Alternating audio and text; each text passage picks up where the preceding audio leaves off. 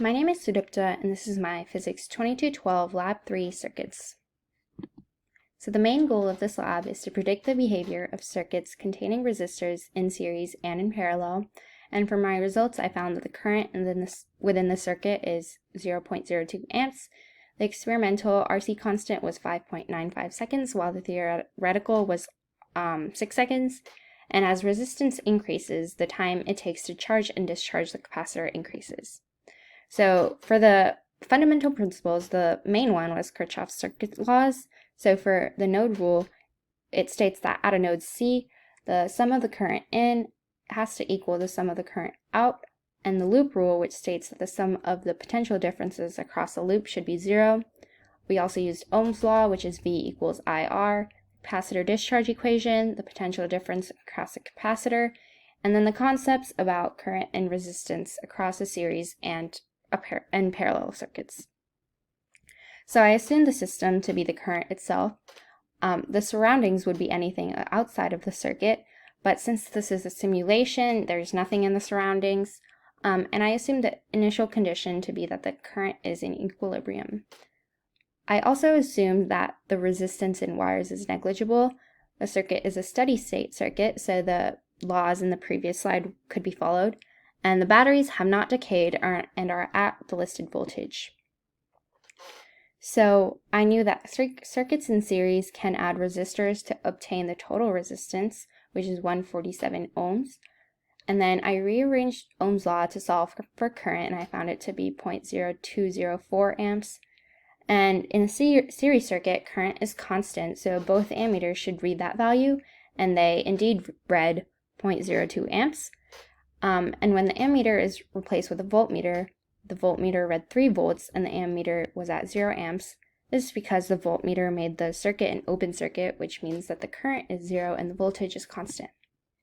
So for the procedure, I recorded the total current of the circuit and values for potential difference at various locations.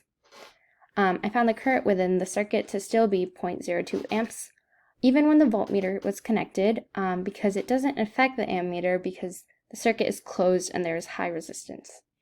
When an additional ammeter is added in parallel, more circuit flows through due to little resistance, and since V equals IR, current must increase due to resistance decreasing.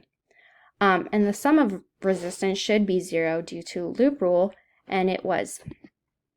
So these are the values at points A, B, C, and D.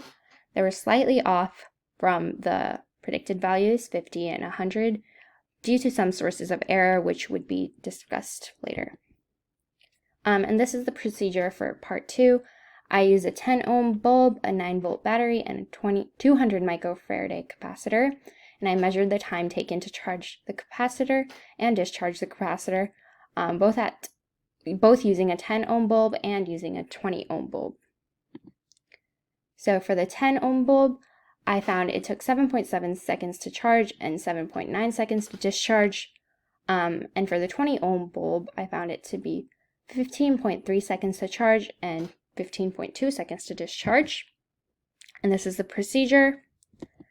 And I found this graph and this table.